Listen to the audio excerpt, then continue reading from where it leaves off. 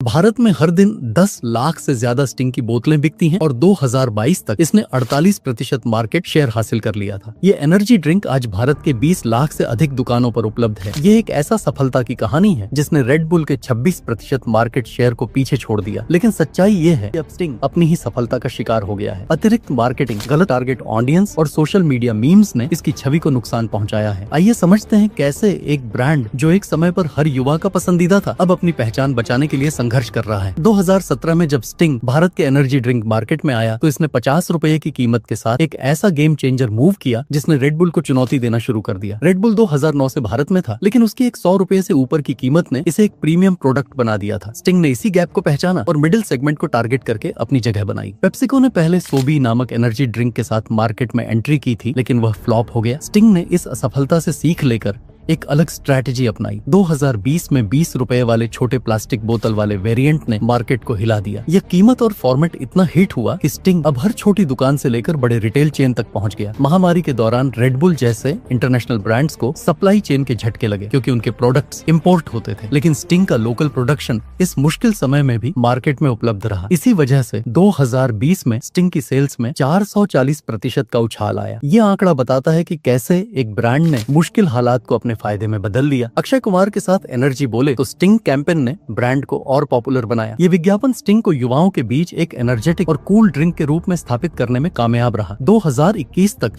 Sting Bharat के 20 लाख से ज्यादा आउटलेट्स पर पहुंच चुका था, जबकि रेड बुल की उपलब्धता इसके मुकाबले काफी कम थी। पेप्सिको का भारत में 1989 से मौजूदगी का फायदा स्टिंग को मिला। कंपनी को पहले से ही पता था कि भारतीय मार्केट में कीमत कितनी अहम भूमिका निभाती है। वियतनाम में स्टिंग की सफलता ने भी भारत में इसकी स्ट्रैटेजी को आकार देने में मदद की।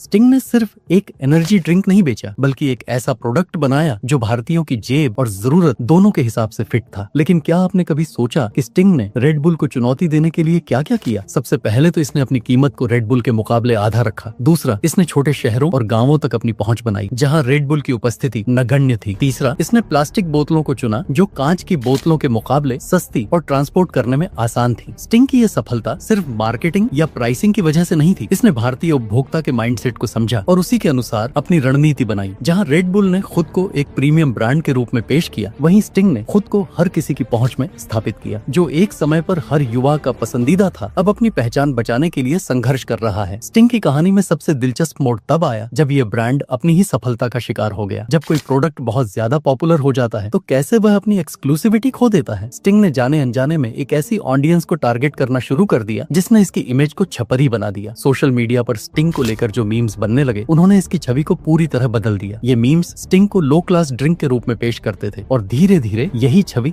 जनता के दिमाग में बैठ गई। क्या आपने कभी सोचा है कि एक प्रोडक्ट जो शुरू में कूल लगता था वह अचानक अनकूल कैसे बन जाता है? ये सोशल मीडिया की ताकत को दिखाता है, जहां एक मजाक किसी ब्रांड की पूरी पहचान बदल सकता है। स्टिंग की हर जगह उपलब्धता ने भी इसकी छवि को नुकसान पहुंचाया। जब कोई प्रोडक्ट हर छोटी दुकान पर मिलने लगता है तो उसकी एक्सक्लूसिविटी खत्म हो जाती है। स्टिंग ने मार्केटिंग में इतनी ज्यादा सक्रियता दिखाई कि लोगों ने इसे ओवर एक्सपोज्ड मानना शुरू कर दिया। उच्च आय वर्ग के उपभोक्ताओं ने स्टिंग को चिप प्रोडक्ट के रूप में देखना शुरू कर दिया और यहीं से इसकी गिरावट की शुरुआत हुई। ब्रांड ने इस नकारात्मक छवि को मैनेज करने के लिए कोई ठोस कदम नहीं उठाया। सोशल मीडिया पर जब स्टिंग को छपरी ड्रिंक कहा जाने लगा, कंपनी ने इसका कोई जवाब नहीं दिया। क्या यह सच है कि स्टिंग की लोकप्रियता अब केवल एक विशेष सोशल क्लास तक सीमित होकर रह गई है? आंकड़े बताते हैं कि हाँ, क्योंकि प्रीमियम सेगमेंट के उपभोक्ताओं ने धीरे धीरे इससे दूरी बना ली। स्टिंग की यह समस्या सिर्फ भारत में नहीं है। दुनिया के कई ब्रांड्स अपनी अत्यधिक पॉपुलैरिटी की वजह से नीचे के सेगमेंट में चले जाते हैं, लेकिन अंतर यह है कि स्मार्ट ब्रांड्स इस स्थिति को मैनेज करने के लिए तुरंत एक्शन लेते हैं। स्टिंग ने ऐसा कुछ नहीं किया और यही इसकी सबसे बड़ी गलती साबित हुई। क्या आपने कभी गौर किया कि स्टिंग की टारगेट ऑडियंस कैसे बदल गई? शुरुआत में ये कॉलेज स्टूडेंट्स और यंग प्रोफेशनल्स के बीच पॉपुलर था, लेकिन बाद में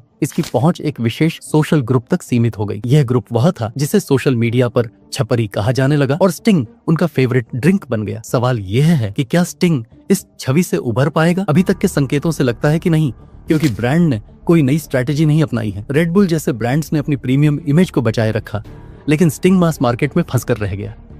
कीमत और उपलब्धता के आधार पर मार्केट शेयर बनाए रखना संभव है। 2024 तक स्टिंग के 90% मार्केट शेयर हासिल करने की बात कही जा रही है, लेकिन क्या यह सच्चाई को दर्शाता है? 2022 में इसका मार्केट शेयर 48% था, जो अपने आप में एक बड़ी उपलब्धि थी, लेकिन क्या यह ग्रोथ सस्टेनेबल है? स्टिंग की सफलता सिर्फ प्राइस और अवेलेबिलिटी पर आधारित रही है, जो लंबे समय तक चलने वाली स्ट्रैटेजी नहीं है। ब्रांड इमेज और क्वालिटी के बिना मार्केट शेयर बनाए रखना मुश्किल होता है। क्या स्टिंग अब तक के सबसे सफल वन टाइम वंडर ब्रांड्स में से एक बनकर रह जाएगा? ये वही रास्ता अपना सकता है जो पहले कई भारतीय ब्रांड्स ने अपनाया था, शुरुआत में धमाल मचाना और फिर धीरे धीरे गायब हो जाना। स्टिंग के पास अभी भी मौका है कि वह अपनी स्ट्रैटेजी में बदलाव लाए, लेकिन समय बीतता जा रहा है। सवाल ये है कि क्या स्टिंग इस चुनौती से उभर पाएगा? Health conscious trend, premium brands का दबाव और सोशल मीडिया पर नेगेटिविटी, ये तीनों चुनौतियां एक साथ आ गई हैं। स्टिंग को अगर जिंदा रहना है तो उसे न सिर्फ अपने प्रोडक्ट में बदलाव करना होगा, बल्कि अपनी इमेज को भी रीब्रांड करना होगा। फिलहाल तो ऐसा कोई संकेत नहीं दिख रहा है और यही इसकी सबसे बड़ी समस्या है।